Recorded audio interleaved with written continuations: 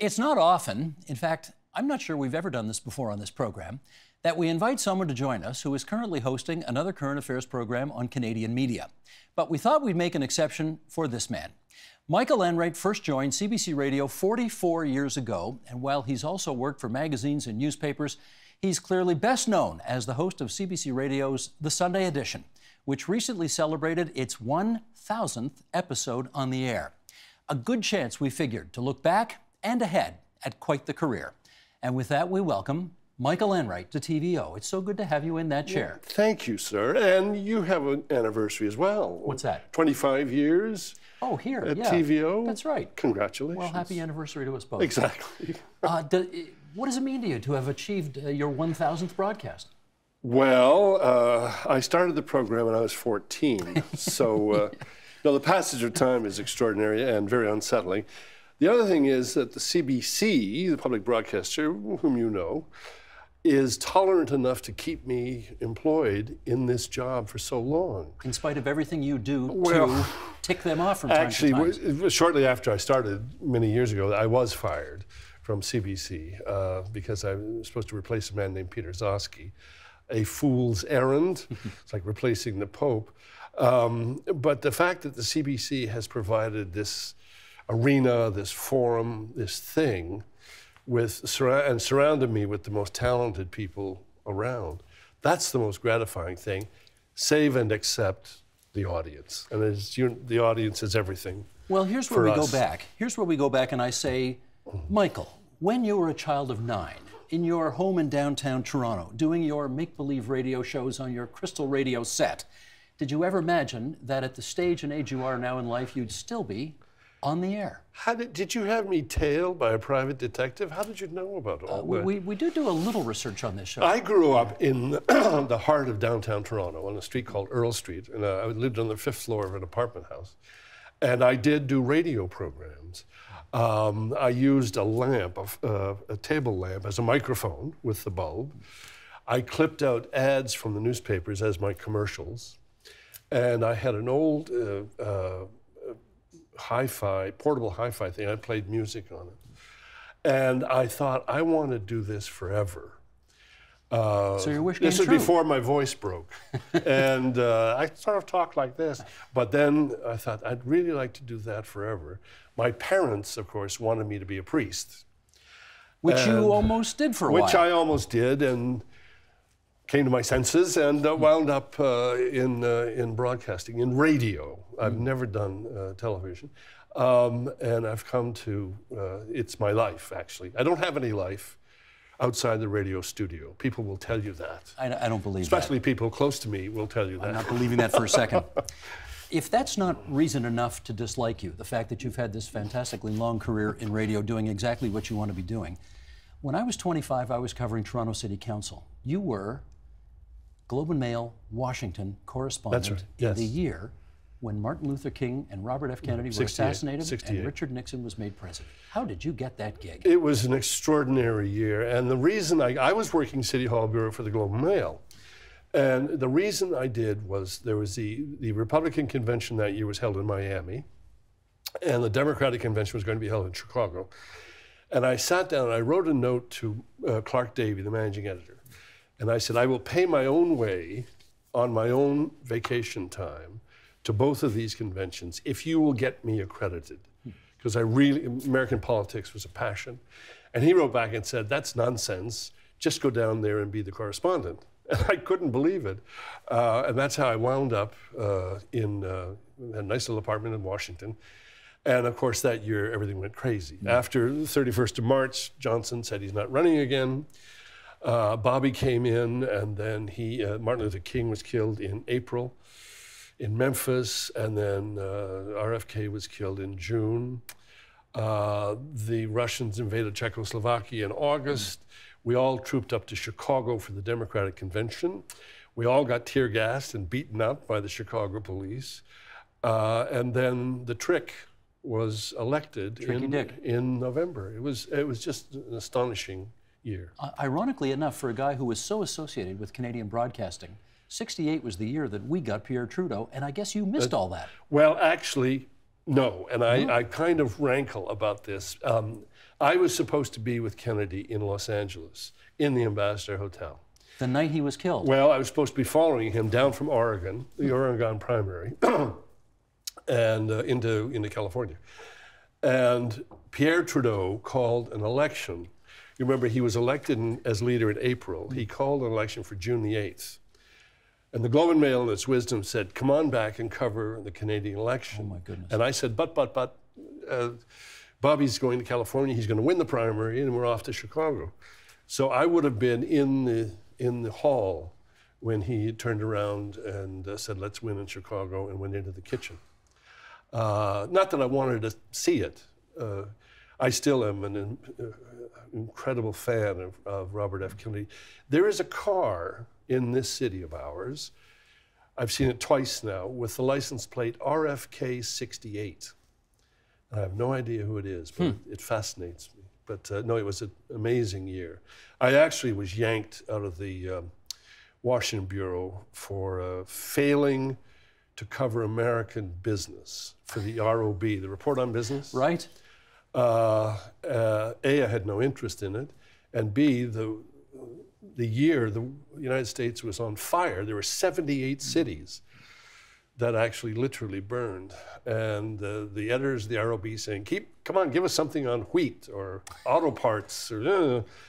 And I knew I would lose the will to live if I had to write stuff for the ROB. But fortunately, you became a Queen's Park correspondent shortly thereafter, and that saved you. That's right. Covering the Davis government saved you.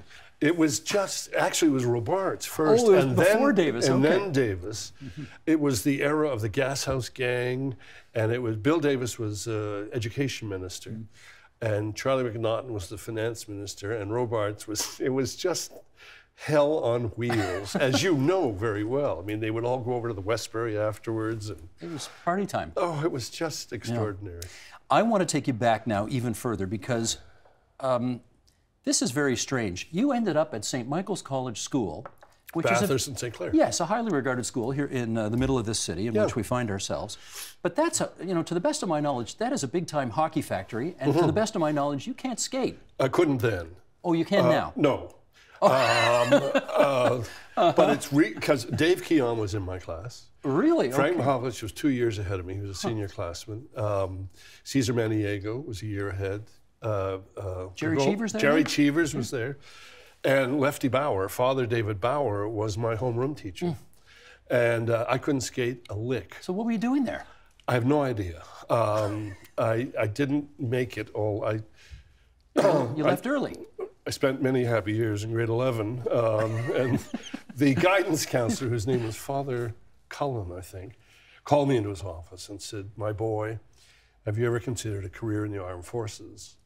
And I said, "No, Father, I haven't." And he said, "Well, why don't you consider a career in the armed?" So no, I was a dropout. But then years later, when I turned a certain age, that says 6-0, I took skating lessons from a young Portuguese young woman. And I have a certificate. Mike Enright completed the, and I wrote a piece to the Reader's Digest about it, but the knees, Stephen, the knees and the ankles. You and Bobby Orr, the knees. Exactly. So you did not get your high school diploma back in the day, but you have it now, right? You eventually did get the high school diploma. Robert Fulford, the most eminent journalist, I think, in the country, and a great friend. He is also a high school dropout. And it rankled me more than it does him. So 2 of my sons went to the principal of St. Mike's and said, "The old man really feels badly about all this. Could you give him an honorary high school diploma?" And the priest said, "Sure, if he'll do the commencement exercise." So I went back to the school, and there were a couple of thousand people there. Red Kelly was there, and Ted Lindsay. And I gave the commencement thing, and I have a school ring. Come on, look at that. It says that I told them that I left St. Mike's in 1960 and graduated in 2009. And there's wonderful. The proof. All right, my next question then is, what's a bigger deal to you? That ring on your pinky finger or that snowflake on your left lapel? Wow. Because that's the Order of Canada. That's a toughie. That's a toughie.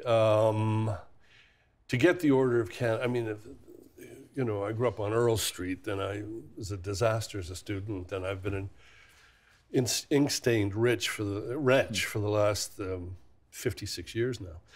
But to get the Order of Canada, that takes things to a different level. That's an acknowledgement of something that perhaps I'm only dimly aware of, but is really important to me. And sadly, my parents weren't there to see it. My children were. And that to me is key, that the kids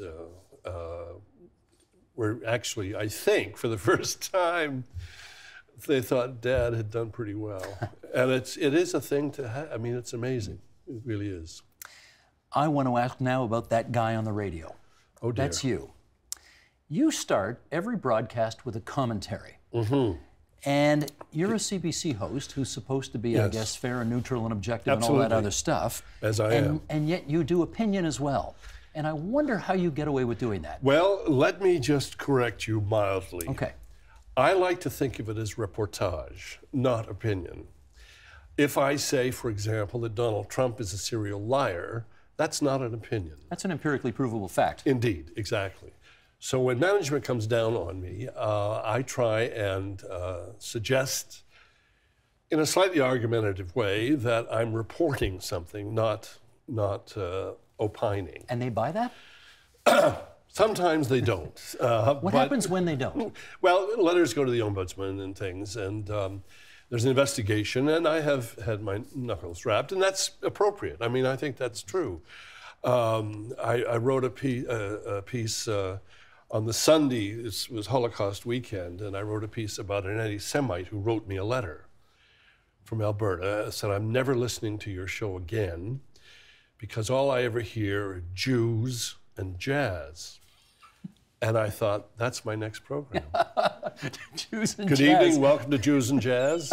I'm Michael Enright. Here's Benny Goodman. Anyway, something but that to me is, that's reportage. I mean, that's not to make fun of anti-Semitism because I'm the parent of a Jew, but again, the CBC has allowed me to go into the corners and put my elbows up, and it's a gift. It's a real gift. But people know that you're a small L liberal, right? People who listen to the program basically know that about you. I would assume so. Yeah. I think the country is small L liberal. I think the country is slightly left of center. So you figure you're reflective of your listeners? I do, and I think because I grew up in a big city but downtown, and didn't have any money, and went through all of the school things in high school and all that stuff, with the sole exception of not being able to skate or play hockey. I think I know the people. I know the folks. My father's people came from Ireland during the famine years in the 1840s. And we are, I hope, typical Canadians. Can you see, though, why a conservative listening to your program and hearing you say that might have their head explode because they're thinking they don't get a fair shake on your show? Absolutely. And I don't know how many conservatives, small C conservatives or right-wingers I've interviewed over the years, a goodly number, and I think we should have more of them. I think that there is a problem in media in this town and in the country perhaps that we don't hear from that element politically, culturally, socially, and I think we should.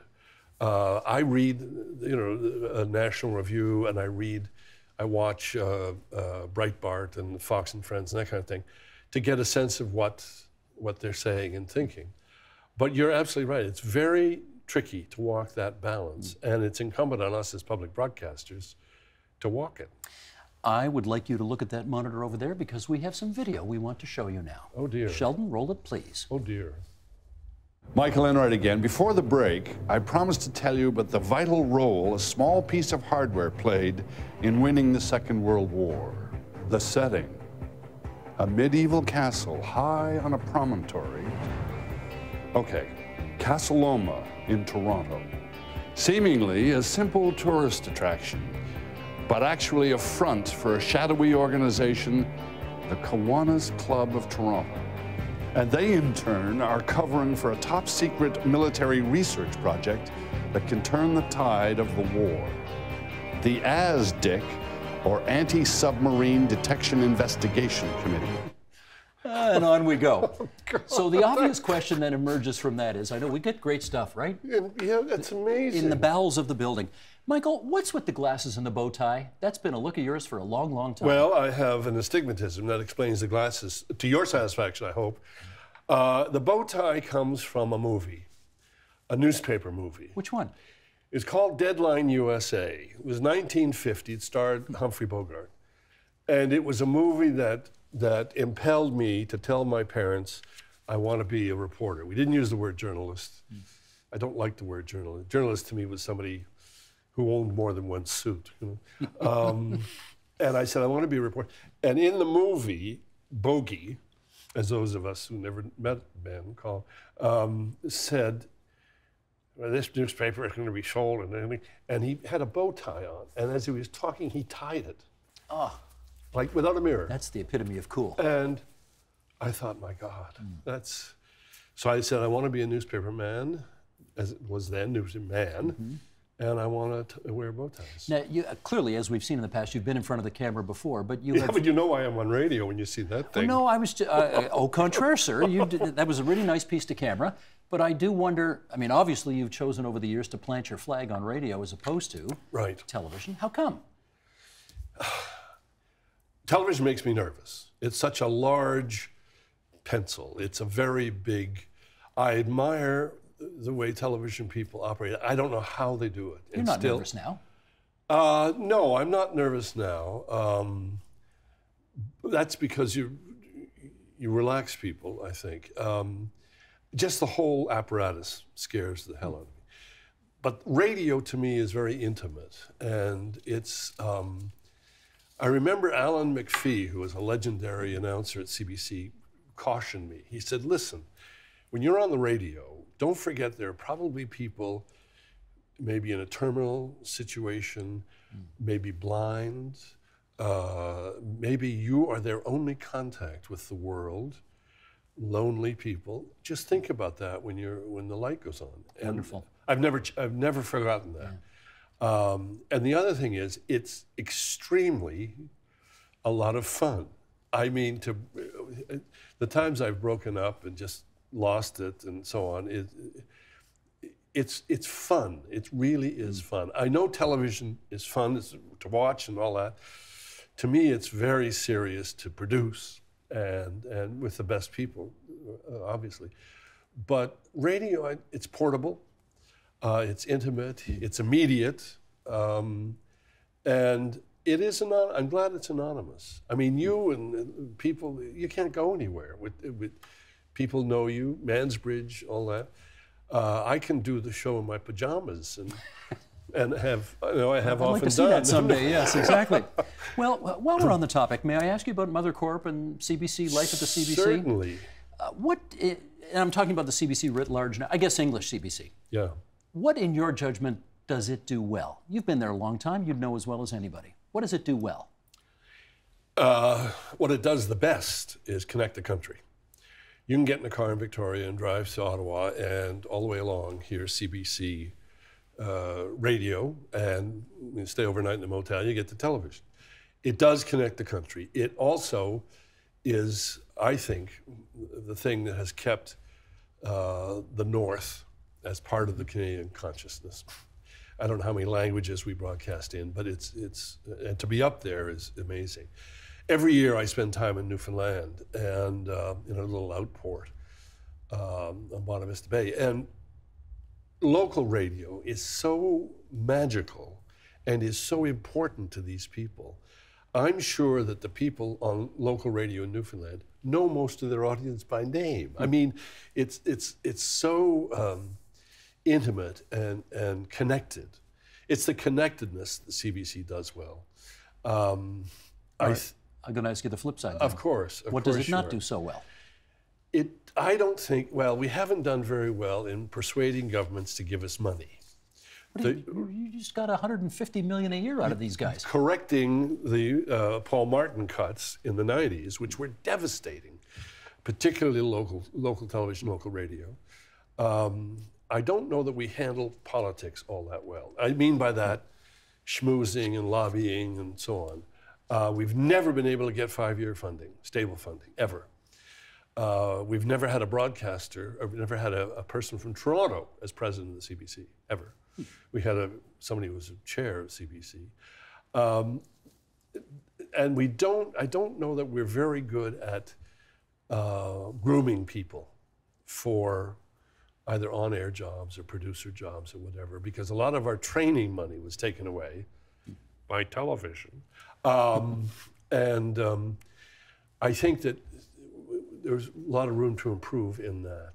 I think we've come to cope with the digital age in a terrific way, far beyond my understanding. I mean, I don't know Facebook or any, but the young people there, who are a hell of a lot smarter than when I started in the business, know it cold. And they're inventive and innovative and imaginative, and that's 3 eyes. And they've got all kinds of energy, and they are, I think they know where they want to take the corporation. If only the old farts like me and others will listen to them and say, yeah, okay, go ahead. The way we were listened to when Mark Starowitz was listened to make a program called As It Happens. They locked him in a hotel room and fed him under the door, and he came out with this amazing thing, and Sunday Morning, and the Journal, and all of that. You were there for that. Here's a bit of a leading. I don't normally ask leading questions, but I'm going to make an exception for you. Has the CBC gotten over its obsession with ratings, and is it now more appropriately focused on creating great content that is relevant and distinctive? Television has been more concerned about ratings than radio, historically.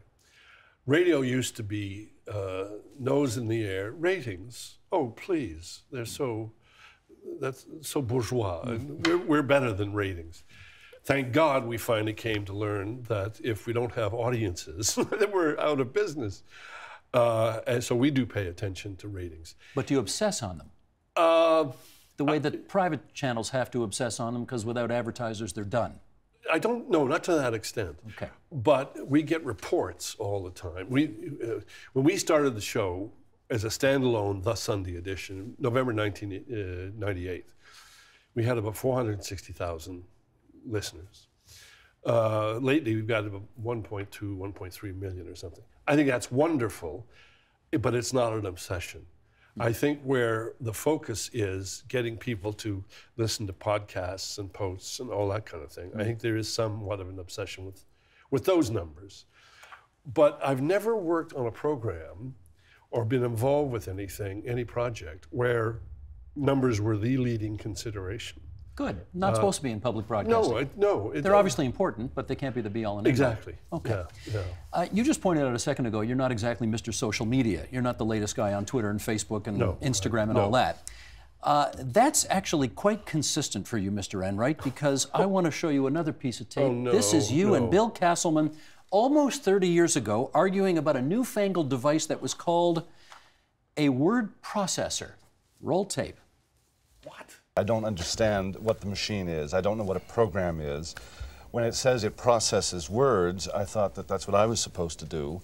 I just have no interest or understanding of the machine part of it. I was taught how to run a computer at the Globe and Mail. Man sat me down for 2 hours, and I actually fell asleep during his disquisition on the various things that the machine is supposed to do. It also behooves Michael to point out that he is known at CBC Radio as the Ned Ludd of the building. I mean, if Michael could do As It Happens with smoke signals instead of a microphone, he would. The man can't drive a car. He's on a little Vespa or something going around the city. Motorcycle. So what we have operating here is what we actually have with a lot of so-called intellectuals, this pseudo-snobism of a new implement. Wow, Billy Castleman. You guys were pretty good together. Isn't that That was amazing? A show called Imprint that we used to do here many years ago. That's incredible. My God, that do you still, awful beard. Do you drive a car today? Of course I drive a car. You do know how to drive now? Absolutely. I've been driving since I was 15, actually, before it was legal. Do you still have a hate-on for technology? I don't hate it. I hate what a lot of it is doing to people. I hate the fact that a couple of my kids are on their phones all the time, not talking, but looking. I hate going onto the subway and seeing people, and I'll walk around the car and see what they're doing. They're mostly playing games. They're mostly playing those little thing games. Do you not have an iPhone or a BlackBerry or something? I do, and I use it for phone calls. You don't email on it?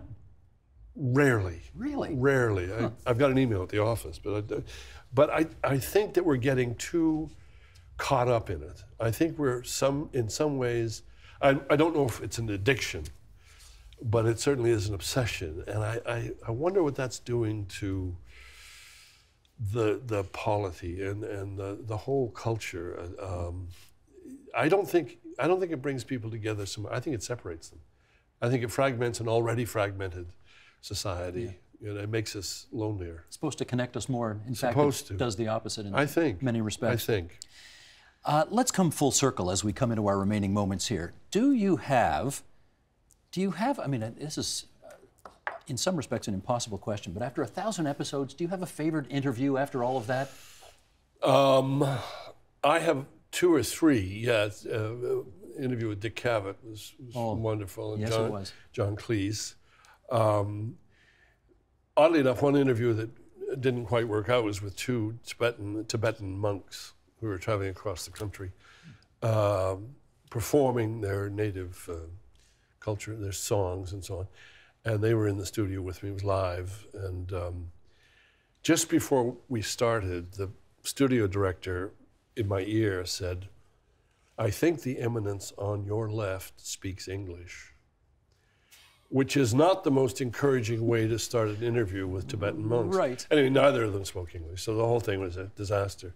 That was memorable. But for the wrong reasons. For all the wrong reasons. Yeah. Interviewing John Major, for example, former Prime Minister of England, wrote a book about his father. His father was a showman and was a vaudevillian and was looked down upon and laughed at and so on. And Major, we talked about it, his father in the book, and he started to break up. Yeah. And he got angry, what they did to that poor man. And it was a stunning 25 minutes. It was really interesting. But just ordinary folk. Christopher Hitchens, whom I got to know very well, was on half a dozen times. You had to come with your best game with Hitchens, and you had to get him before lunch. But is that a reference to perhaps some imbibing that might have happened over lunch? Yes, yeah, I think he was familiar with it. Mm. But there were a lot of them there. Jane Fonda was amazing, very candid. You pointed out before we actually started on the air here that you've been at this for a while. And we don't have to give away your age if you don't want April to. 1962 is when I started, in Brampton, Ontario. That's where you started the career? Yep. How excited do you still get at the possibility of learning something new during the course of your program? That's what keeps me going into the office. I actually look up things in dictionaries. I look up words because I want to know what they are, and I have great big... But I learn something every single minute that I'm in the studio. And it's just astonishing. I was interviewing a wonderful Irish writer named Colin McCann, and he was talking about his latest book and so on, and he said, well, when I was very young, of course, I rode across the United States on a bicycle. And then he went on, I said, wait a minute. You rode across the US on a bicycle? And then he told this amazing story about it, which was tangential to the book. Yeah, and to the thing we were talking about. I don't think I go away at the end of the day without having learned something new. Now, whether I have the ability or interest or to put it to use, I don't know. My brain is a rag bag of useless information, but it's the most exciting part of the deal, and meeting people. What is it you almost always say at the end of every interview you do? Thank you, Mr. Paikin. It's a delight to meet you on the radio. Can I steal your line a little bit here? Please do. Can I say it's been a delight to meet you on the television? That's so kind. Thank you. That's Michael Enright, 1,000 editions later of the Sunday edition. Thanks, Michael. Thank you. Whoa, was that any good?